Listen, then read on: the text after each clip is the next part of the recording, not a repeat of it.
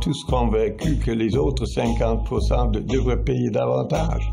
Moi, je trouve que, moi, personnellement, je paye un niveau d'impôt acceptable. Vous, comme président de banque, l'objectif, évidemment, c'est ça rapporte le plus aux actionnaires, hein, finalement. Non, la réalité est bien plus complexe que ça. Maudit que ma job serait facile si tout ce que j'aurais à faire, ce serait de maximiser les profits.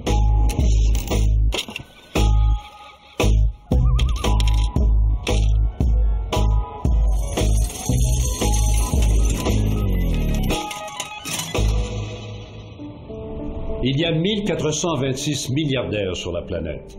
Parmi eux figurent 10 Québécois. Tous ces gens-là se partagent 5 400 milliards de dollars, 17 % de plus que l'an dernier. Il ne s'est jamais créé autant de richesses et les inégalités n'ont jamais été aussi grandes. Au Canada, les PDG les mieux payés empochent en 3 jours ce que le travailleur moyen met une année à gagner. Les hauts revenus sont en hausse et ceux de la classe moyenne font du surplace. Et l'écart ne cesse de s'accroître.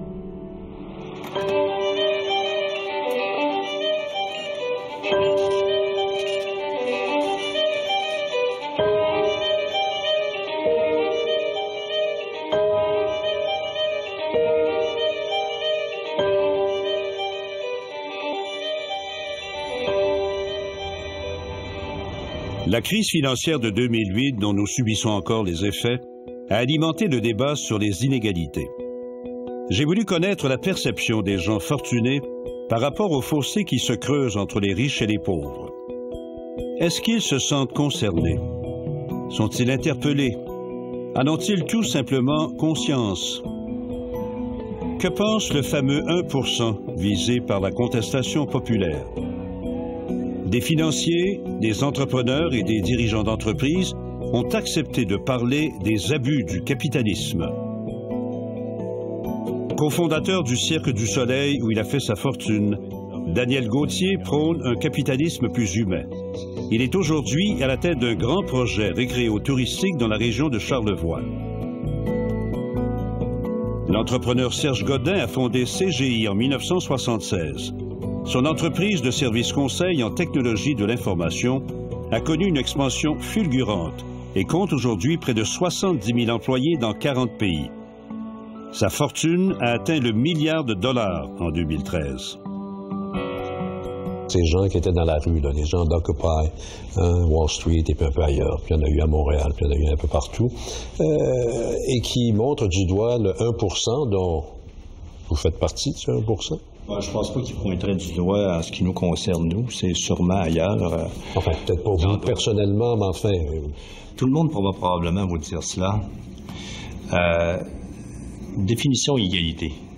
Si on met les gens au travail, si les gens travaillent, s'il n'y a pas de misère, les gens vont accepter qu'il y ait des différences de rémunération. Ce qui est triste, c'est lorsque les gens n'ont pas d'emploi. Et puis, malheureusement, il n'y a rien à manger sur la table. Alors, moi, je pense que comme société, c'est là où on devrait mettre l'accent. À chaque fois qu'un gouvernement arrive avec une politique, à chaque fois qu'une grande entreprise veut essayer veut investir, pensons donc emploi avant. D'après moi, la majorité des problèmes puis des crises sociales qui, dans certains pays, se transforment en guerre, c'est parce qu'il y a de plus en plus d'écarts. Puis aujourd'hui, avec les moyens de communication, tout le monde est capable de savoir qu'est-ce qui se passe ailleurs sur la planète. Tout le monde est capable de se comparer, hein? Puis je n'ai rien contre les entrepreneurs puis qui font de l'argent, puis ça fait partie des motivations. On était très motivés au cirque quand on faisait bien de l'argent. Mais s'il y a juste les compagnies qui font de l'argent, puis tout le monde s'appauvrit, puis que l'écart est de plus en plus grand, puis on a de plus en plus de problèmes sociaux, puis il y a un problème quelque part. J'ai voulu entendre Pierre-Carl Péladeau, actionnaire principal de Québecor, et Louis Vachon, président et chef de la direction de la Banque nationale, sur la concentration de la richesse entre les mains d'un nombre de plus en plus restreint d'individus. Sur une base planétaire, vous regardez la planète, est-ce qu'elle est plus inégale qu'elle était il y a 25 ans? Sur une base planétaire, la réponse c'est non. Parce que le différentiel entre les riches et les pauvres dans les différents pays sur la planète est moins pire qu'elle était il y a 25 ans. En Occident, cependant, c'est un fait qu'il y a des gens qui se sont enrichis beaucoup plus rapidement que la moyenne de la population. La différence entre les riches et les pauvres et l'élargissement de l'égalité des revenus, c'est pas la cause, c'est une conséquence. La cause, c'est tout le changement qu'on a connu du point de vue technologique, économique, sociologique au cours des 20-30 dernières années. Et puis, je vous le dis, moi, il y a plusieurs raisons à ça, mais la principale, c'est la différenciation entre les gens qui gèrent le changement et ceux qui le subissent. On est encore à 99% là, en Occident. On est d'accord contre le 1%? Ça, c'est un discours de 1% versus 99, là. C'est quoi? C'est 1, et pourquoi le 1,5 de 1%? Là? C'est où? Ça vient d'où, ça, le 1%? C'est qu'à un moment donné, 1% au Québec, vous réalisez que vous couvrez pas seulement tous les entrepreneurs. Là, les présidents de banque, là, il y en a 2 au Québec, sur 8 millions de population. Alors, c'est pas le 1%, ça. On fait partie du 1%. Mais le 1% au Québec couvre à peu près tous vos professionnels de la médecine, à peu près tous vos entrepreneurs, à peu près toute la classe qui gère les grandes entreprises. Là. C'est pas juste les 3-4 manias de la finance là, qui, apparemment, pourraient gérer la planète. Là. Il y a eu une amélioration continue de la condition humaine. On a vu l'élargissement au 20e siècle d'une classe moyenne qui n'existait pas au 19e siècle. Certains vont dénoncer la mondialisation, mais il n'existait pas de classe moyenne en Chine, puis maintenant, c'est probablement là où la classe moyenne est la plus importante. C'est tellement vrai des fois aussi que ça crée des problèmes environnementaux. Si c'est vrai pour la Chine, c'est vrai aussi pour l'Inde, bien que peut-être en Inde, il y a encore davantage d'inégalités. C'est vrai aussi pour plusieurs pays d'Amérique du Sud. Donc, tu sais, tout compte fait, je pense que l'humanité, entre guillemets, s'est enrichie.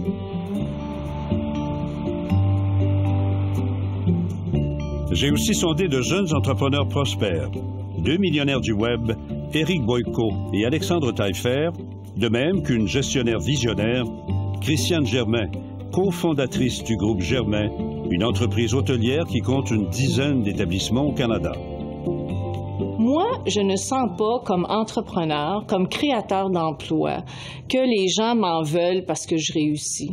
Par contre, je vois des gens qui encaissent des sommes d'argent totalement injustifiées et je peux comprendre ceux qui en veulent à ces gens-là. Même moi, comme actionnaire parfois de certaines de ces compagnies-là, j'en viens pas. Je trouve pas ça correct. Je pense aux banquiers, il y a des courtiers qui font des sommes d'argent, je pense à des dirigeants d'entreprise. Je pense pas que la solution soit dans le fait que tout le monde gagne le même salaire, là, comprenez-moi bien. Là. Et je pense qu'il peut y avoir une rémunération selon les résultats. Mais je pense qu'on a traversé, là, on est passé de l'autre côté, puis c'est nettement exagéré. Vous vous souvenez là, des Occupy Wall Street, les indignés et tout. Est-ce qu'ils ont raison de vous en vouloir, d'en vouloir au 1%? Je pense quand même, on a peut-être 30% de la population que je trouve qui sont pas nécessairement en ligne avec le reste de la société là, par rapport à ce qui est les valeurs économiques. Là. Qui voient vraiment là, tout ce qui est création d'argent, les compagnies, les corporations, de façon extrêmement négative. Comme exemple, les banques. Moi, avec mes employés, je pose la question. Je dis, les banques font du profit. Je dis, mais les banques appartiennent à qui? Ben, ça appartient à des méchants qui font des gros bonus. Je dis, non, les banques, là, ça appartient à tous les Canadiens. Dans nos REER, on est actionnaires à travers quand on fait de l'assurance vie, mais à travers ça. Fait que les banques, c'est une entité qui n'existe pas, là, ça appartient aux actionnaires qui sont nous. Fait que si les banques canadiennes réussissent bien, ben, c'est bon pour nous autres. Il n'y a pas de méchants. Alors, il faut vraiment bien réaliser l'impact économique, ce que les gens, je pense, ne réalisent pas, tu sais. Je pense que là où ils ont raison, c'est dans la mise en place des infrastructures pour permettre à ces gens-là de pouvoir avoir accès à des chances équitables. Maintenant, que quelqu'un vienne ici et me dise « tu devrais habiter dans une maison de 1200 pieds carrés parce que tout le monde devrait être dans une maison de 1200 pieds carrés », ça s'appelle du communisme, c'est du trotskiste-léninisme et on a décidé il y a 50 ans que c'était un modèle, en fait on ne l'a pas décidé, ça a été prouvé, c'est un modèle qui ne fonctionne pas.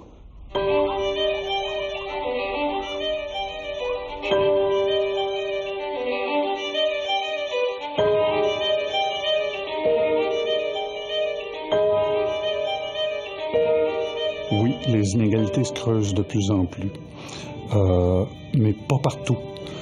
Aux États-Unis, c'est très important l'explosion des inégalités qu'il y a eu depuis 30 ans. Le 1% le plus riche, mettons autour de 1980, captait à peu près 9% de tout le revenu qui était engendré aux États-Unis. Maintenant, on est passé, juste avant la récession 2008-2009, on est passé à 24%. Donc, de 9 à 24%, un saut incroyable dans l'espace de 30 ans.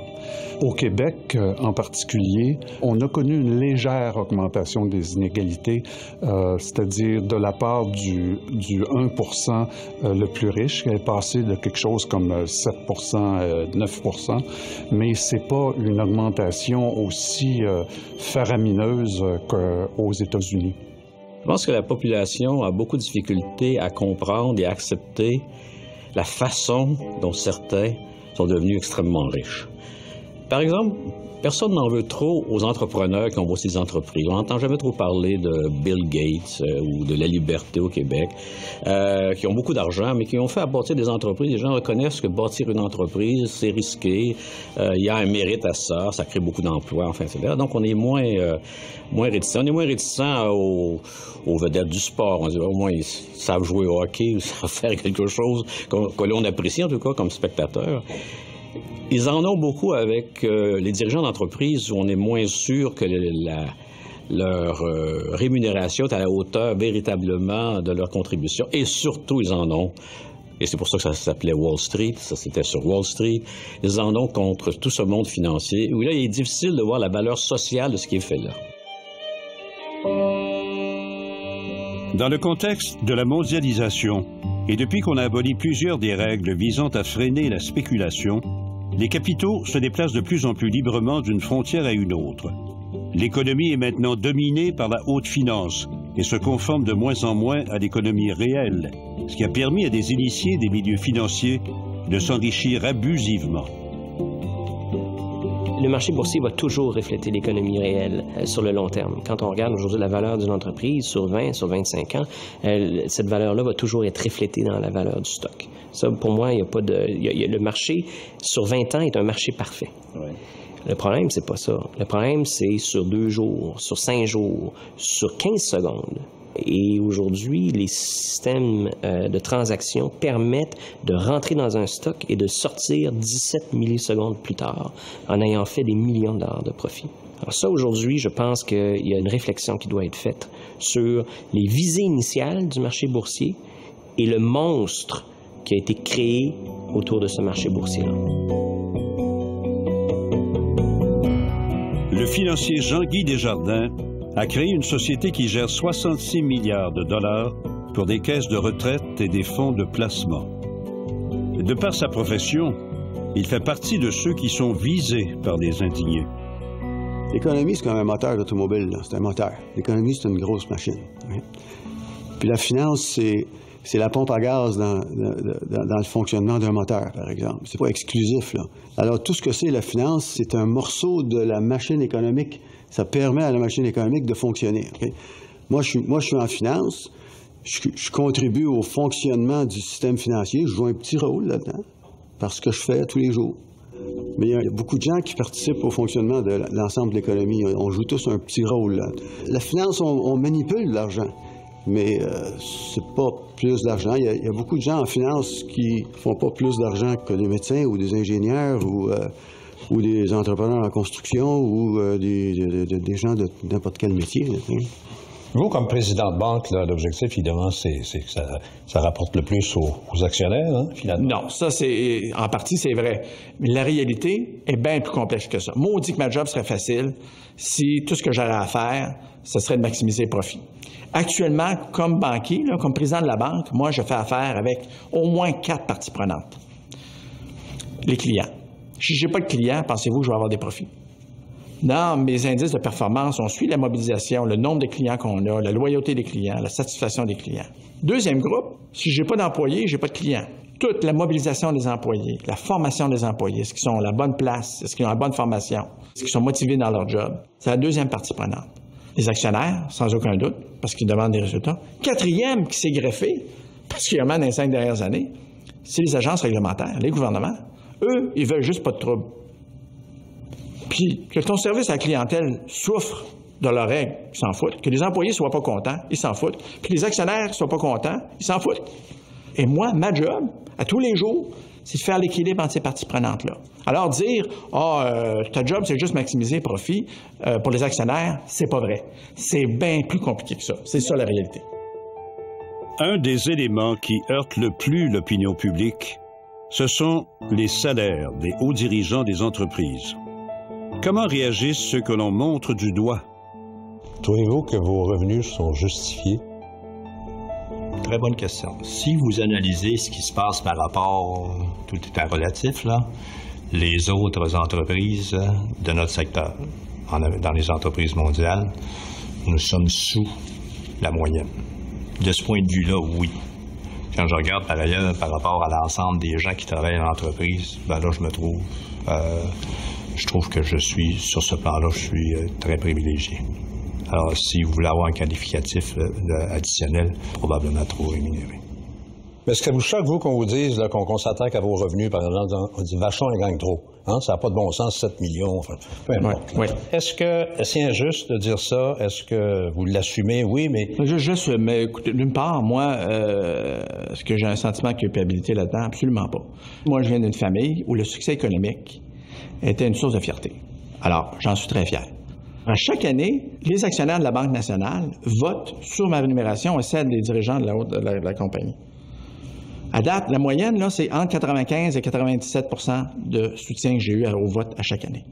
Environ 70 % de ma rémunération est différée. Donc, je ne peux pas prendre mon argent demain matin et partir avec.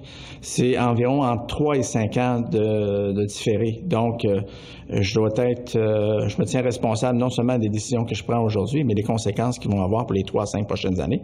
C'est sûr qu'il faut avoir un système de rémunération qui encourage que je prenne des décisions, non pas pour les 3 prochains mois, parce que ça, c'est trop facile, mais vraiment qui encourage, qui prennent des décisions d'investissement puis des décisions d'affaires qui vont maximiser la performance sur 3 à 5 ans.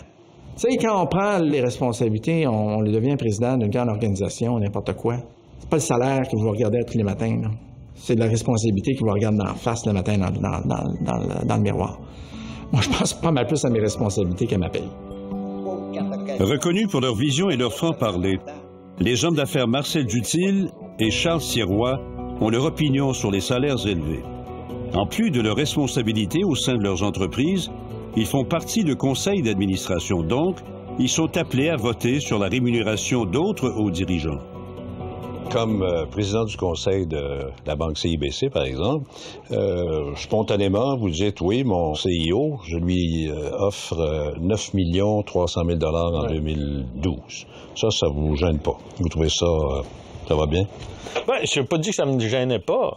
Quand je le compare par rapport aux autres CIO de banques canadiennes, il est le plus bas, ou un des plus bas. Il y en a un plus bas que lui. Il ne fait pas partie des plus hauts. Et pendant de nombreuses années, on a maintenu sa rémunération plus basse que les autres CIO des autres banques.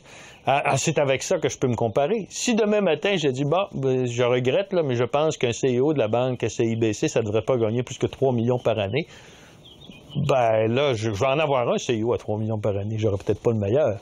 Puis là, mes actionnaires vont dire, hey, on veut le meilleur CIO à la table. Oui, mais moi, j'ai décidé que je ne paierais pas plus que 3 millions par année. Moi, je dis, on s'en fout. Nous, on veut que le titre boursier monte. On veut le meilleur talent pour monter. Alors, paye ce qui est concurrentiel pour aller là. Si j'étais propriétaire du Canadien de Montréal, je pourrais peut-être dire que le joueur de hockey qui va gagner 10 millions par année, c'est une très, très grosse rémunération. Mais je n'ai besoin pour gagner la Coupe Stanley, donc je vais le payer. Pourquoi on montre du doigt là, les banquiers puis ces gens-là en disant ça n'a aucun bon sens? Est-ce que les gens ont tort à ce point? Ça n'a aucun bon sens. Ou c'est mal compris, ou c'est mal... Je pense que c'est mal compris. OK? Ils sont là, c'est parce qu'ils performent puis qu'ils livrent la marchandise. Ils administrent des milliards. Il y a tout le temps la maudite relation puis qu'on oublie. Tu sais, là, 1 million sur 1 milliard, c'est 1000 pour 1. Aujourd'hui, là, 1 milliard ou 1 million, là, pour la plupart du monde, pareil. Mais c'est 1000 pour 1. Ça fait que quand tu administres 500 de ça, là, ça fait 500 000 millions. C'est énorme. Votre salaire, quand vous étiez à Radio-Canada, on ne sait pas. Nous autres, vous étiez privés, payés par l'État, c'est correct, là. Les chefs syndicaux, on ne sait pas. Nous autres, on les publie. La dernière année, moi, après 50 ans à Canam, puis tout mon salaire d'une compagnie qui faisait à peu près 1 milliard de chiffre d'affaires, c'était 550 000 piastres. Correct, là? C'est dans le rapport annuel. Puis, il fallait qu'on ait un rendement de 10 sur l'avoir des actionnaires avant que j'aie une participation au profit. Une chose que je veux rajouter, à la première scène de profit, tous nos employés d'usine ont 6,25 qui est distribué au trimestre. Partage des profits. Partage des profits systématique, mais à la première scène. Cascade, autre fleuron de l'économie québécoise, a un chiffre d'affaires de 3,650 milliards et possède une centaine d'usines au Canada, aux États-Unis et en Europe. La rémunération de ses dirigeants est-elle justifiée? Alain Lemaire, consacré en 2013 chef d'entreprise le plus vert du Canada, a touché 1 850 000 $ en 2012, mais déjà en des jours meilleurs, les 8 millions.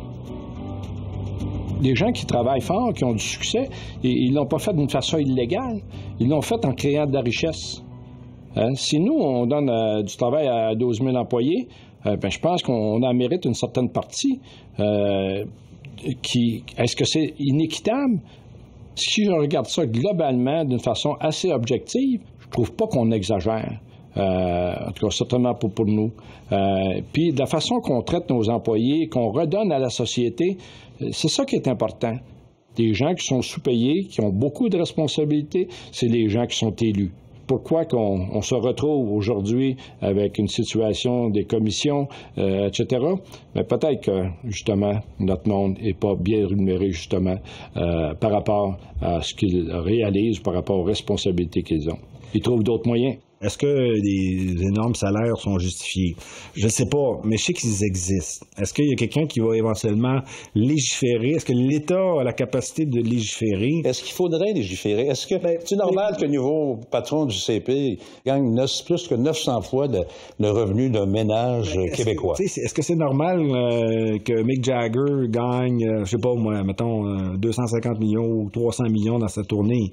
On peut en dire autant des athlètes, des joueurs de baseball ou bon, les banquiers. Les banquiers. Alors, tu sais, à quelque part, ce sont les règles du jeu. Tu sais, il y a l'offre et la demande. Si il y a quelqu'un qui est prêt à offrir ce salaire-là, puis quelqu'un est prêt à rencontrer la prestation, je vois mal, tu sais, qui est susceptible éventuellement de légiférer.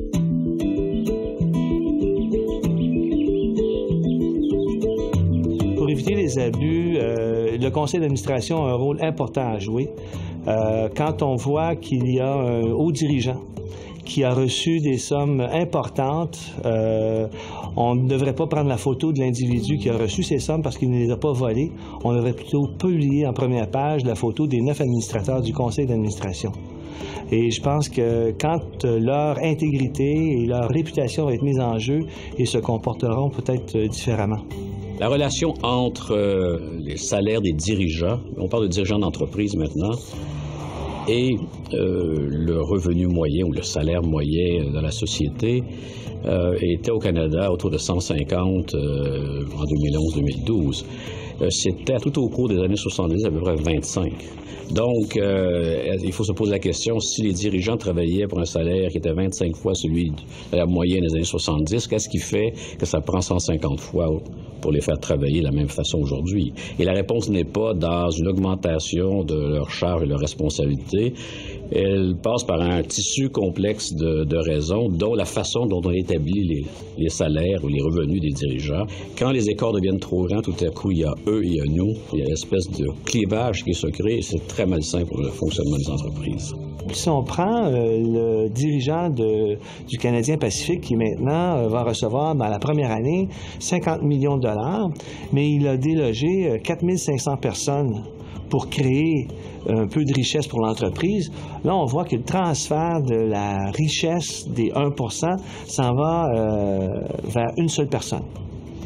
Et c'est dans ces situations-là qu'il y a un levier de bouclier de la part des gens. Et ça, c'est des abus.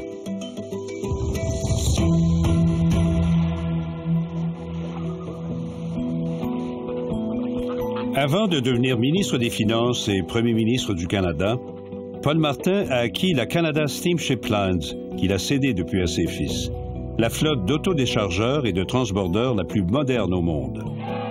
Paul Martin a soutenu publiquement le mouvement des indignés.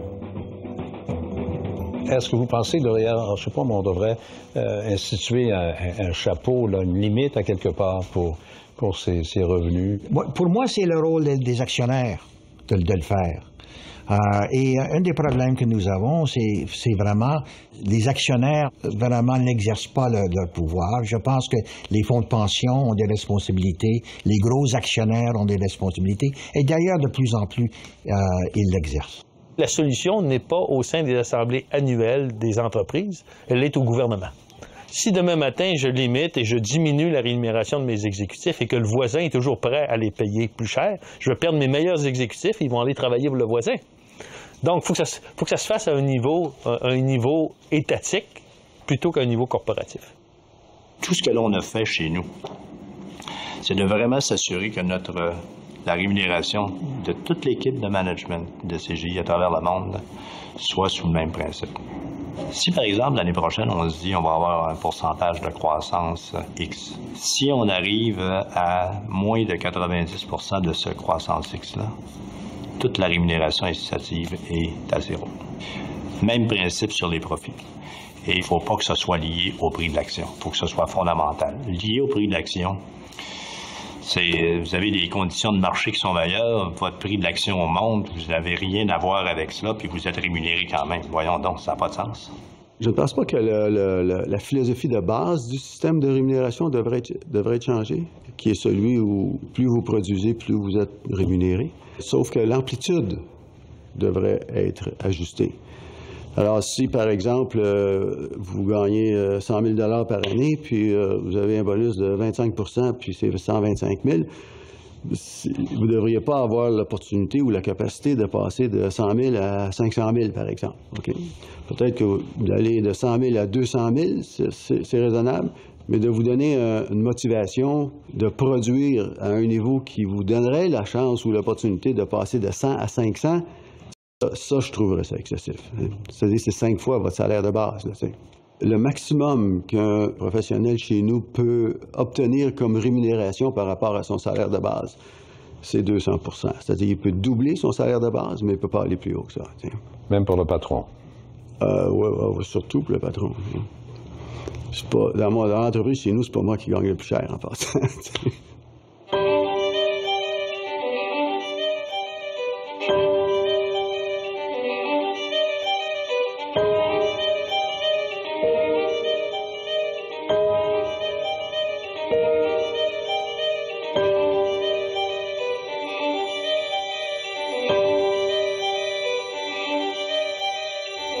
Cette idée qui veut que si les riches faisaient leur juste part, on pourrait peut-être mettre fin aux inégalités. Quelques milliardaires le pensent. Aux États-Unis, par exemple, Warren Buffett exhorte son gouvernement d'arrêter de dorloter ceux qui sont bourrés d'argent. Nous sommes devenus beaucoup trop riches, a-t-il déclaré. Et puis en France, 16 des plus grandes fortunes ont aussi proposé une contribution exceptionnelle. Est-ce que c'est là une solution réaliste à une meilleure répartition de la richesse? Avec des avoirs estimés à 1,6 milliard, Stephen Jarislowski se targue d'être un des plus importants payeurs d'impôts du Québec. Au Québec, quasiment 50 % de la population ne paye pas d'impôts directs. Et bien sûr, ils sont tous convaincus que les autres 50 % devraient payer davantage. Mais ils ne payent rien. Et ils reçoivent souvent des subventions en plus. Non, mais ils paient quand même certains tarifs. Ils payent la taxe de vente. L'automobile, la taxe de vente. Oui, mais d'après moi, tout le monde qui gagne et qui n'a pas besoin de soutien social devrait payer quelque chose. Pas beaucoup, mais quelque chose. Il n'y a pas grande société où on accepte de payer 50 % d'impôts, puis dire aller jusqu'à 50 % c'est correct. Un Américain, il paye 25 puis il part à crier. Bien, quand tu payes 50 %, après ça, tu payes toutes tes taxes sur tes propriétés après que le 50 % est payé, puis qu'avec tout ce que tu achètes, tu en payes un autre minimum 15, bien, c'est pas si pire, là. OK, là? Puis en fait de compte, là, l'impôt, on ne la paye pas, là. Ils nous l'enlèvent sur notre paye. OK, là, on met les choses claires. Là. Mon chèque, là, moi, là, l'impôt est parti. Hein. Il se paye en premier. Là. Vous n'êtes pas le seul dans ce cas-là? Non, moi, tout le monde est comme ça. Mais c'est pas ça qu'on voit. On va voir le salaire du banquier à 8 millions, mais il n'y a jamais personne qui a dit qu'il n'a reçu un 4. Moi, j'aimerais bien mieux qu'il y ait plus de monde qui fasse de l'argent puis qui en paye que de penser que juste les riches qui en font beaucoup de plus en plus en payent plus. C'est sûr que si tout l'argent est concentré à un endroit, bien, c'est là qu'on va chercher à l'épuiser. Si l'argent est mieux redistribué, à ce moment-là, on va pouvoir mieux faire les ponctions de façon plus large sur tout le monde. Moi, je trouve que, moi, personnellement, je paye un niveau d'impôt acceptable. J'ai travaillé en France plusieurs années, je payais un petit peu plus d'impôts à l'époque. Je m'en plaignais pas. Est-ce que vous pensez que pour une question de redistribution de la richesse, par exemple, vous devriez en payer plus encore? Il doit y avoir éventuellement un effort supplémentaire, mais je pense que ces efforts-là doivent aussi être partagés par l'ensemble de la collectivité. Je ne suis pas en désaccord. Dans la perspective qu'il y a une imputabilité pour ceux qui auront aussi à gérer cet argent public. Et malheureusement, des fois, ce n'est pas toujours le cas. Est-ce que vous seriez prêt à en payer plus? J'en paye plus. Non, mais seriez-vous prêt à ce qu'on majore les... Si on me démontre que les argents du gouvernement vont pour payer vraiment les programmes sociaux dont on a besoin, absolument. Il n'y a pas d'autre choix. Si vous voulez avoir un déficit, c'est pour construire une grande route qui va durer 50 ans. Mais est-ce que, si vous me dites, est-ce qu'on devrait encourir un déficit emprunté pour payer pour la santé, par exemple, pour payer pour l'éducation? Non, ça devrait être payé par nos taxes. Aujourd'hui, on n'a pas le droit de transférer ça à nos enfants. J'accepte de payer ces impôts-là. Je pourrais aller habiter ailleurs. Moi, je suis pas obligée de rester ici. Là. J'ai des hôtels. J'ai un hôtel en Alberta. Je pourrais vivre en Alberta. Là. Puis, quoi qu'on en pense, j'aime beaucoup l'Alberta. Je veux dire, il y aurait des avantages intéressants à vivre là. Je choisis de vivre ici. Je paye mes impôts. J'ai pas de problème à payer ces impôts-là. Si tu choisis de vivre ici, c'est parce que tu veux justement que le programme des garderies existe. Tu veux que les gens aient le meilleur rapport qualité-prix en termes d'éducation. Tu veux que les soins de la santé soient... Tu veux tout ça, là. C'est un choix que tu fais. Mais à un moment donné, tu arrives, puis ça fonctionne pas, puis tu t'aperçois que l'argent, tu sais pas trop où elle va pas nécessairement dans ça pourquoi tu payes, tu sais. Alors ça m'agace un peu. Surtout comme gestionnaire. Parce que moi, là, quand j'emprunte de l'argent, là, à mes banquiers, là, eux autres, ils vérifient sérieusement comment je gère ma business pour être sûr qu'ils peuvent me prêter de l'argent. Ils font pas ça les yeux fermés, là. Ils disent pas « elle est fine », puis on l'aime, puis... non. Ils vérifient sérieusement comment je gère mon entreprise pour être bien certaine qu'ils vont m'en prêter de l'argent. Alors, c'est le petit bout qui m'agace un peu.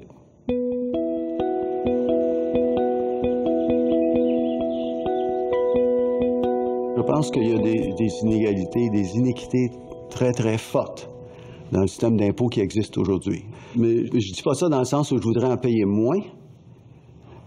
Ça me ferait rien de continuer à en payer autant, mais je voudrais qu'il y ait une partie de la population qui n'en paie pas assez, qui devrait en payer plus. Okay? Vous pensez à qui? Je pense aux fraudeurs. Hein? C'est pas marginal. Le marché au noir. La Banque du Canada estimait que le marché au noir au Canada, c'était 5 % du PIB. C'est pas marginal, ça. C'est sûr que c'est plus que 5 %. Ça, c'est une évaluation théorique, là. On peut présumer que c'est probablement 10 %. Savez-vous ce que ça représente, 10 % du PIB? C'est énorme, hein? C'est énorme.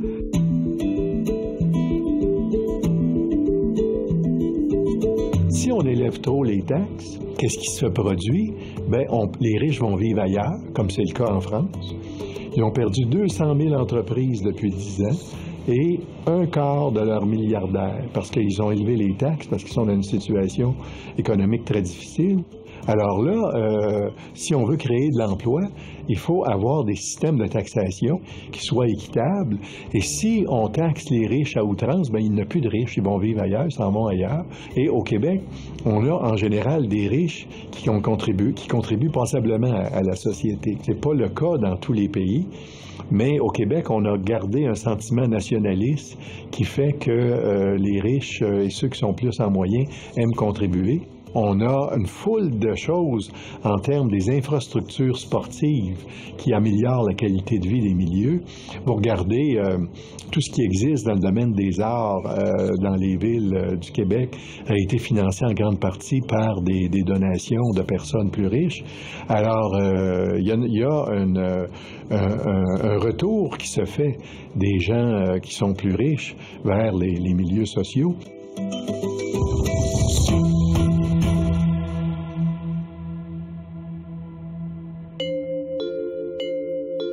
Avant même de penser augmenter les impôts, peut-être faudrait-il s'assurer que la loi soit respectée. La lutte à la fraude, à l'évasion fiscale et aux stratagèmes de toutes sortes, il y a peut-être là un premier pas à faire pour favoriser une plus grande équité. Il faut qu'on travaille ensemble à faire monter tout le monde, pas essayer de tirer quelqu'un vers le bas. Et ce qui est important aujourd'hui, la création de richesses, la génération de nouveaux entrepreneurs va permettre à tout le monde d'être tiré vers le haut. Un matin, vous augmentez mes impôts de 5 % je ne déchirerai pas ma chemise, mais certains vont le faire. Et plus vous allez augmenter l'impôt, plus il va y en avoir qui vont le faire. Et qu'est-ce qui va se passer? On va perdre l'arme aujourd'hui qui fait rouler l'économie, des gens qui réinjectent à travers leurs propres investissements dans mon fonds, dans d'autres fonds, dans des entreprises directement. C'est ces gens-là, aujourd'hui, des entrepreneurs, hommes et femmes, qui créent de l'activité économique ici, qui font travailler les gens et qui permettent à de plus jeunes entrepreneurs, après ça, de continuer à monter. Quelqu'un qui travaille plus fort, qui fait plus d'argent, devrait être encouragé. Pourquoi décourager quelqu'un qui travaille plus fort? Mais moi, j'augmenterais la taxe à consommation. Quelqu'un qui veut dépenser plus, c'est sûr que s'il dépense plus, mais il paye plus de taxes. Les produits de luxe, par exemple. Puis ça aussi, ce qui est bon, la taxe à consommation, c'est qu'on a une taxe de cochon. C'est que tout le monde la paye. Fait que même celui qui fait la construction, qui va prendre de l'argent au noir, mais quand il arrive pour s'acheter, c'est bien, mais il paye sa taxe harmonisée ou sa TPS. Alors, tu es sûr que tout le monde va la payer. Alors, c'est beaucoup facile aussi à surveiller. Je crois beaucoup que la liberté est importante. C'est une valeur fondamentale qu'on devrait respecter dans notre société. Et une partie de la liberté, c'est la liberté de votre pouvoir d'achat. Et quand vous payez de l'impôt, vous concédez de la liberté personnelle pour de la solidarité. Quand vous envoyez votre impôt, vous n'avez aucune liberté sur qu'est-ce que le gouvernement va faire de votre argent. Aucun pouvoir là-dessus. On appelle ça de la démocratie. Bonne chance. Essayez de changer, vous dire que vous n'êtes pas satisfait du système de santé, puis vous l'avez envoyé votre argent. Là. Vous ne pouvez pas rien faire. Quand vous l'avez dans vos mains, vous pouvez décider. Si pour un entrepreneur, le capital, c'est la peinture pour faire un tableau, bien, si demain matin, vous n'avez pas de peinture, vous ne pourrez plus faire de tableau. Alors, il faut laisser de la peinture aux entrepreneurs.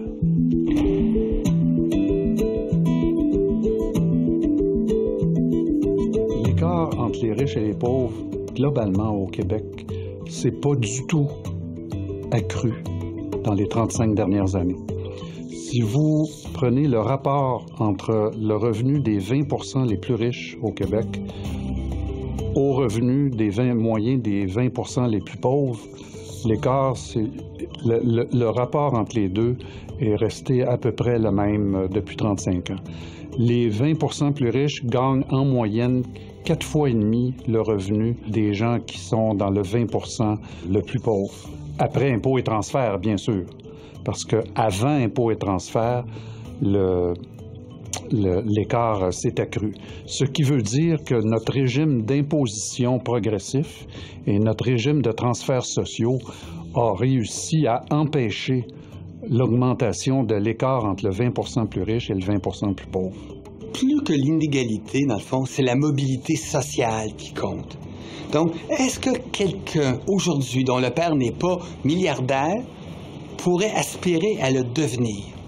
Si vous prenez la liste des milliardaires à travers le monde, 80 % des gens qui font partie de cette liste-là ont fait leur propre fortune, ne sont pas issus d'une famille riche. Il y a une mobilité sociale aussi grande qu'on le voudrait? Peut-être non. Mais la clé, c'est l'éducation.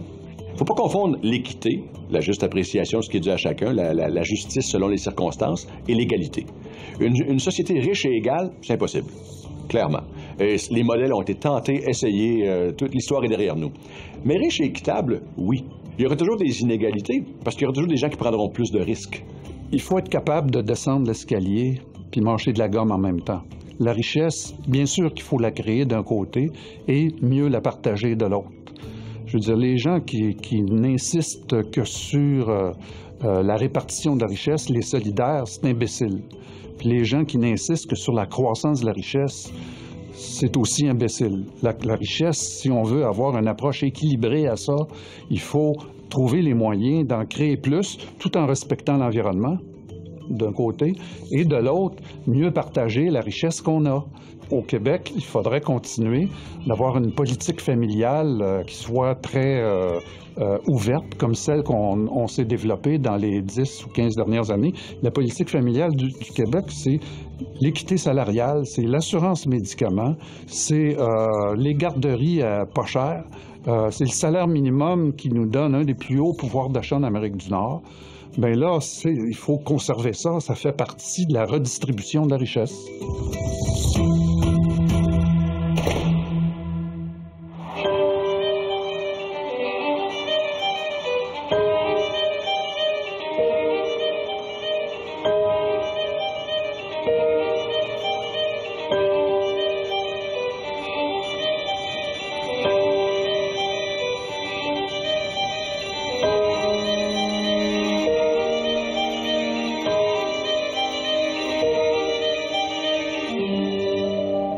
Est-il illusoire de penser qu'on pourra un jour enrayer les inégalités?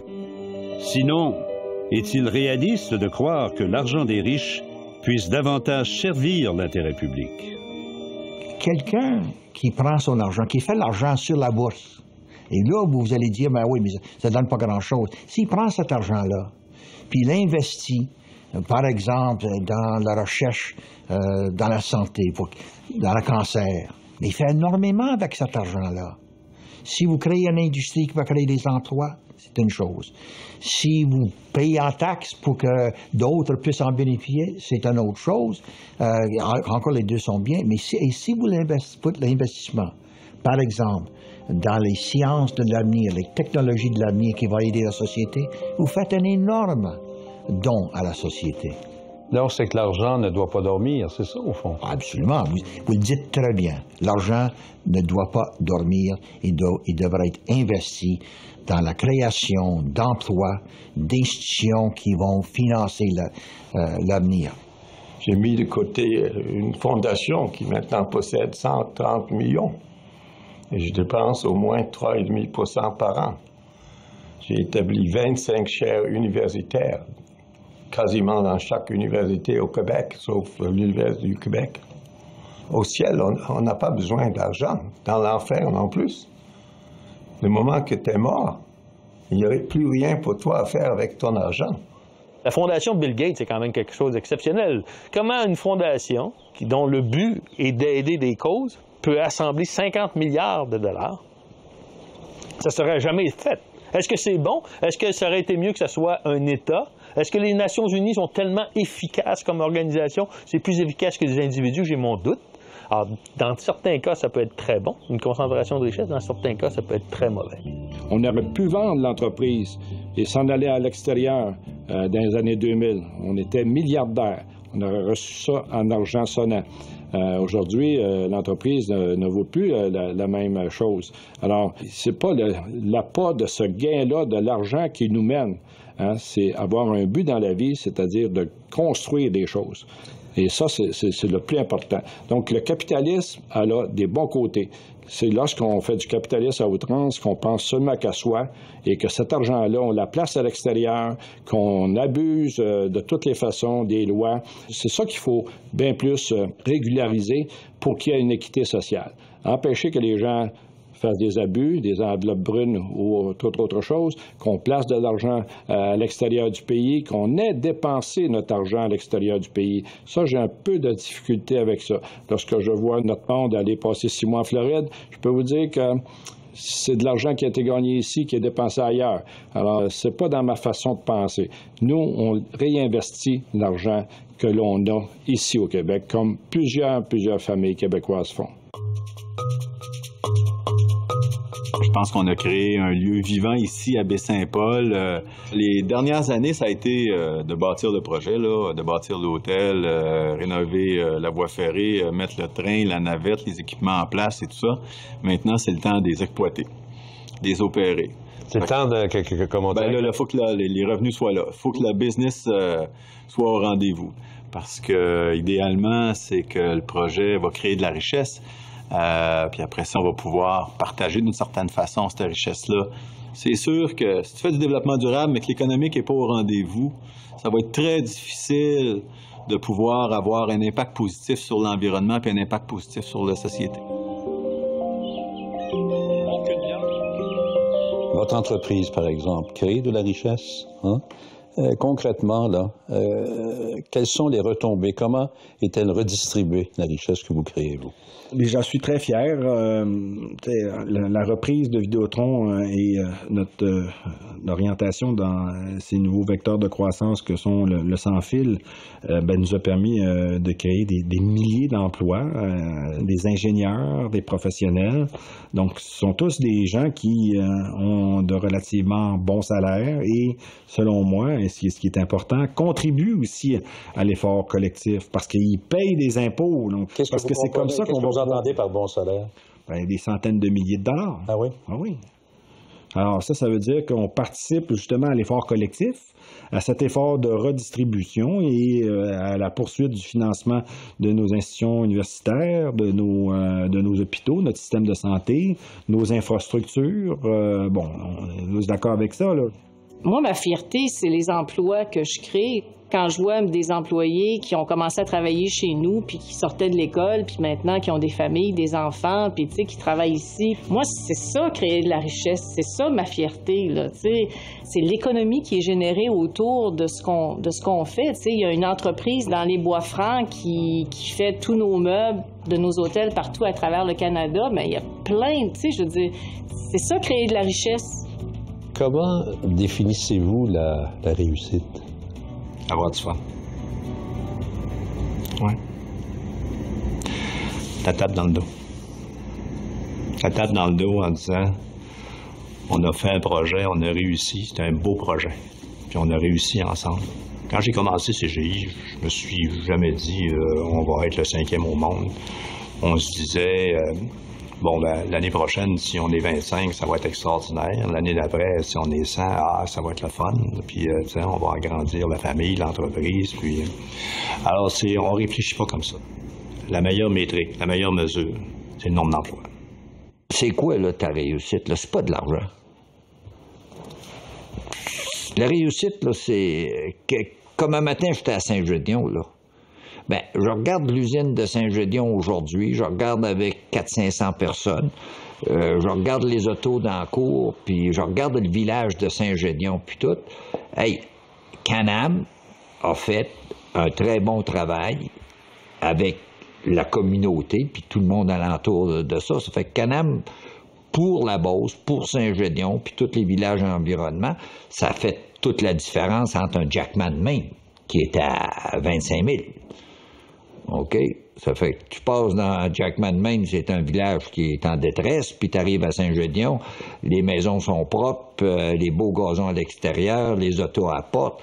Puis la différence entre une usine comme Saint-Gédéon puis Jacksonville en Floride, qui nous appartient aussi, on n'a pas la même société, les lois sont différentes, nos hommes, nos femmes au Québec, qui font le même métier que n'importe où sur la Terre, ont des conditions exceptionnelles.